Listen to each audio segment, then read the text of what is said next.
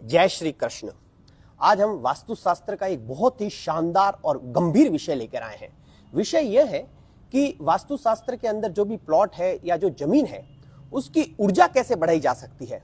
हमारी वैदिक जो पद्धति है, जो पदविन्यास है, जो मयमत, मानसागर, जो पुराने हमारे ग्रंथ हैं मानसागर वगैरह, उनके अंदर कौन सी विधि बताई गई है जिससे हम जमीन की ऊर्जा को बढ़ा सकते हैं।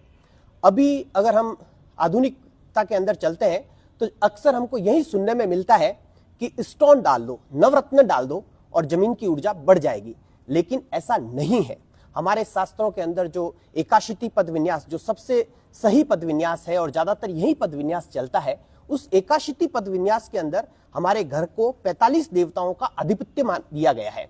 इस तरह से बताया गया है कि 45 देवता होते हैं और उन 45 जो 45 देवता हैं उनके लिए हर एक के लिए एक चीज बताई गई है, एक वस्तु बताई गई है। तो केवल अगर आप नवरत्न डाल दोगे तो वह सारे के सारे देवता तो पॉजिटिव आवेशित नहीं होंगे। उन्हें तो आप जो चाहिए वह या जिससे वह प्रसन्न होते हैं वह चीज तो उनको मिलेगी नहीं। और केवल आप यह मान के बैठ जाओगे कि हमने नवरत्न डाल दिए और यह जमीन जो है पॉजिटिव आवेशित हो गई या जमीन की ऊर्जा बढ़ गई, तो यह बहुत ही गलत बात है।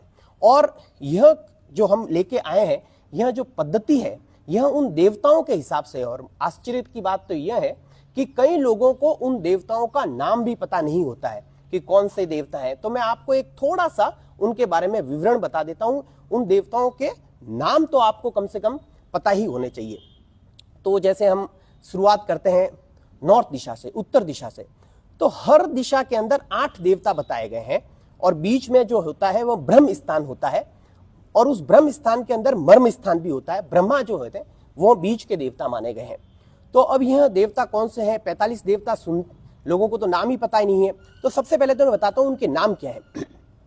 जैसे है रोग, नाग, मुख्य, भल्लाट, सोम, चरक, अदिति, दिति, सिखी, पर्जन्य, जयंत, सूर्य, सत्य, भ्रंश, आकाश, अनिल, पूषा, विथत, ग्रहशत, यम, गंधर्व, भृगराज, फिर पित्र, दोवारिक, सुग्रीव, पुष्पदंत, असुर, शोष, पाप, यक्ष्मा। इसी के साथ जब हम उत्तर दिशा में जिसको सबसे ज्यादा पद दिए गए हैं वह है बुधर। उसके बाद में इष्ट दिशा में जिसको पद ज्यादा मिले हैं वह है अर्यमा। और उसके बाद में दक्षिण दिशा में जिनको पद मिले हैं वह है विवस्वान। और पश्चिम दिशा में जिसको सबसे ज्यादा पद मिले हैं वह है मित्र। और उसके बाद में हम जब कॉर्नर की बात करते हैं, जैसे नॉर्थ ईस्ट की, तो वहां है आप और आप वत्स। जब हम साउथ ईस्ट की बात करते हैं तो वहां है सविता और सावित्री। इसी तरह से जब हम नॉर्थ वेस्ट की बात करते हैं तो वहां देवता है रुद्र और रुद्रजय। और इसी तरह से जब हम जो साउथ वेस्ट की बात करते हैं तो वहां पर है इंद्र और इंद्रजय। तो इस तरह से अब आपको बड़ा आश्चर्य हुआ होगा कि यह 45 देवता है, 45, और हम केवल नवरत्न डाल के इनको कर सकते हैं। तो ऐसा नहीं है। हमारे वैदिक के अंदर जो बताया गया है वह किस तरह से बताया गया है, तो यहाँ कुछ सामग्री है तो उसका हम थोड़ा बहुत आपको बताएंगे कि जैसे यह जो चीज है, यह आप इसको इधर लाइए, इसको बोला जाता है मंजूसा। इसको क्या बोलते हैं? मंजूसा। यह पूरी की पूरी जो है कॉपर की बनी हुई होती है। मंजूसा जो है यह कॉपर की बनी हुई एक बनी हुई पेटी मान लीजिए आपको। तो यह कॉपर की बनी हुई पेटी होती है। और जब यह मंजूसा जो होती है ना, यह बनी बनाई नहीं होती है, यह प्लॉट के आकार से हम डिसाइड करते हैं कि चंद्रवेदी आपका प्लॉट है नॉर्थ ईस्ट, नॉर्थ साउथ में ज्यादा है या ईस्ट वेस्ट में ज्यादा है, तो इस वजह चंद्रवेदी है या सूर्यवेदी है, इसके हिसाब से इसका डिजाइन तय होता है। और आप किस प्रोफेशन से जुड़े हुए हैं इस बात का भी इसमें गर्भ विन्यास के अंदर ध्यान रखा जाता है कि जब गर्भ विन्यास किया जाएगा तो आपका प्रोफेशन क्या है। तो आपके प्रोफेशन, अगर आप क्षत्रिय हैं तो जैसे कि आप पुलिस सर्विसेज के अंदर हैं या आप बहुत बड़ी फैक्ट्री के मालिक हैं, तो वहां पर कुछ चीजें एडिशनल डाली जाएगी। जैसे आप डॉक्टर हैं तो कुछ चीजें दूसरी तरह से डाली जाएगी। तो हर प्रोफेशन के हिसाब से गर्भ विन्यास हमारे शास्त्रों में बताया गया है। तो यहां पर जो हम यह मंजूसा की बात कर रहे थे, तो यह मंजूसा एक कॉपर की बनी हुई होती है और इसको गर्भ ब्रह्मा के पद में डाला जाता है। तो इसका जो माप देख रहे हो ना, यह भी डिसाइड किया जाता है कि इसकी ऊंचाई कितनी होगी, इसकी चौड़ाई कितनी होगी। यह भी जो है बहुत बड़ा फैक्टर है। और इसके बारे में भी बताया गया है कि इसकी चौड़ाई और ऊंचाई के अंदर भी 1/5, 1/6 या 1/8 का कौन सा अनुपात होना चाहिए। तो यह आपके प्रोफेशन पे डिपेंड करेगा, प्लॉट की साइज पे डिपेंड करेगा। अब इसके अंदर हम कुछ चीजें जो बहुत ही ज्यादा अच्छी बताई गई है, जैसे कि यह बताया गया है अपने स्वर्ण का जो स्वस्तिक बताया गया है, जिसको हम जो है ईस्ट दिशा में डालेंगे। जैसे कि ये हमारे पास में कॉपर की जो है लक्ष्मी जी है, जिसको हम वेस्ट दिशा में डालेंगे, वेस्ट दिशा में स्थापित करेंगे।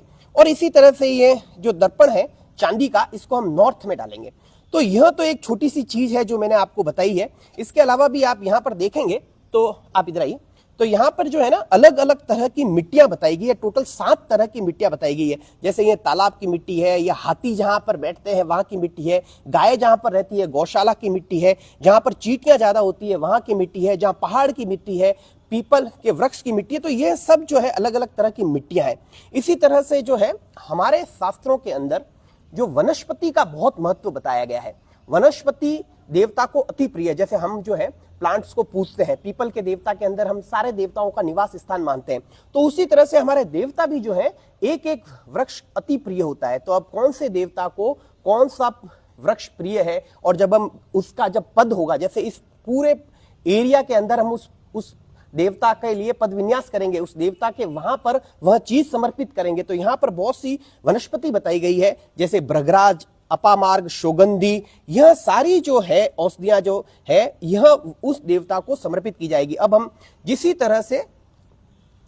तरह से खनिज का भी बहुत महत्व माने। अब खनिज जो है इसको पुराने जमाने में जो ऐसे हमारे जो औषधियां होती थी उसके अंदर बहुत इस्तेमाल की जाती थी। तो वह औषधियां जो है वह हमारे देवताओं को, कौन से देवता को कौन सी औषधि अर्पित की जाती है, तो वह कौन कौन सी है, इधर आइए आप बताइए। जैसे कि यहाँ पर काकोली है, मंसवेल है, हिंगुल है, अंजान है, हरताल है। तो इस तरह से यह सारी की सारी जो औषधियां हैं वह जो खनिज है वह जो है हर देवता को अर्पित किया जाएगा। इस तरह से यहाँ पर अष्टधान है, कुछ तरह के धान है, जैसे ब्रीमी है, सेल है। चावल भी 2 तरह का बताया गया है, ब्रीमी और सेल का। इसी तरह से यहाँ जो ज्वार है, मंजू, ये चना है, यह सब अलग अलग देवता को अर्पित, जैसे ये मोटा अनाज है, तो यह अलग अलग देवता को अलग अलग तरह से अर्पित किया जाएगा। तो अब यह जो पूरा प्रक्रम चलेगा, जैसे हमने यहाँ पे एक गर्भ विन्यास किया है, और यह ब्रह्मा के अंदर हमने एक बड़ा सा आपके अंदर 3x3 का वर्गाकार होगा, यह वर्गाकार एक खड्डा किया जाता है, और यहां पर इन सब चीजों को विधि विधान से स्थापित किया जाएगा। सारी चीजें यहां नहीं डाली जाएगी। जैसे कि यहां पर ये नॉर्थ ईस्ट है, इस साइड में बताइए उनको, जैसे कि वो नॉर्थ ईस्ट है, तो नॉर्थ ईस्ट पे जो है सिखी का पद होगा, तो वहां पर कुछ चीज अलग डाली जाएगी। तो इस तरह से इस पूरे जो यह पूरा जो परिसर है इसको हम पॉजिटिव आवेशित करेंगे, और हर देवता के लिए मंत्र बताए गए हैं, तो उन मंत्रों का विवेचन करते हुए वह चीज वहां पर स्थापित की जाएगी। तो अब आपको समझ में आ गया होगा कि जब आप फेसबुक पे या इंस्टाग्राम पे केवल यह देखते हैं कि यह चीज आप यहां पर डाल दीजिए और आपका उपाय हो गया, तो वह मैं इतना हमारे वैदिक पद्धति के हिसाब से तो सही नहीं मानता हूं। हमारे जो वैदिकों के अंदर जो बताया गया है, जो हमारे ग्रंथों में जो बताया गया है, वह इस तरह का नहीं है। उम्मीद करता हूं कि आपको यह सब चीजें समझ में आ गई होगी। आगे भी हम इस तरह के वीडियो लेके आएंगे, और बहुत ही जल्दी हम वास्तुशास्त्र का एक बहुत अच्छा कोर्स लेके आने वाले हैं, जिसके अंदर पूरा वैदिक वास्तु के बारे में विस्तृत वीडियो है, 50 से ज्यादा वीडियो है, और हर देवता के बारे में बताया जाएगा कि जैसे ये ब्रह्मा का पद है, तो ब्रह्मा को सूर्य, अदिति और कश्यप के पुत्र वास्तुशास्त्र में कैसे माना गया है। जैसे कि यहाँ पर मुख्य का पद क्या है, बल्लाट का पद क्या है, एक गर्भ विन्यास यहां पर होता है, और एक पद विन्यास जो है बल्लाट नाम के देवता में होता है। वहां पर N4 जिसको बताया गया है, वहां पर भी हमने मार्किंग की है। तो वहां पर जो है बल्लाट नाम के जो वास्तु पद होते हैं, भल्लाट जो है विश्वकर्मा के पिताजी का मुख्य के पास में पद होता है भल्लाट, तो वहां पर जो है एक गर्भ विन्यास किया जाएगा। और एक और सबसे बड़ी बात कि जब मैं कहीं भी मकान के मुहूर्त में जाता हूं तो मैं देखता हूं कि कहीं पर भी जो है वास्तु पूजन कर दिया जाता है, तो ऐसा नहीं होता है। वास्तु पूजन जो होता है मकान बनने के बाद में E8 आकाश के पद में किया जाता है, और आकाश का पद वह पद होता है जहां पर जो है किसी भी तरह के देवता को स्थान नहीं दिया गया है, वहां वास्तु शास्त्र की पूजा करके घर के अंदर प्रवेश किया जाता है। वह खाली स्थान है, वास्तु के अंदर एक ही स्थान खाली है आकाश का, जहां पर किसी तरह के कोई देवता नहीं है, और किस तरह का निर्माण किया जाता है उसके हिसाब से वास्तु देव का आपको आशीर्वाद देते हैं, या फिर अगर आपने गलत निर्माण किया है तो उसके लिए आपको प्रायश्चित करना होता है। तो इस तरह से हमने कोशिश की है, और मेरे हिसाब से अब आपको थोड़ा बहुत तो वास्तु के बारे में नॉलेज मिला होगा कि हमारे वैदिक पद्धति के अंदर क्या बताया गया है। तो उम्मीद करता हूं कि आप हमसे जुड़े रहेंगे, और आगे भी हम इस तरह के लेके आएंगे। और जो चाहते हैं कि वास्तु शास्त्र का कोर्स ज्वाइन करना चाहें तो वो हमसे कांटेक्ट कर सकते हैं। जय श्री कृष्ण।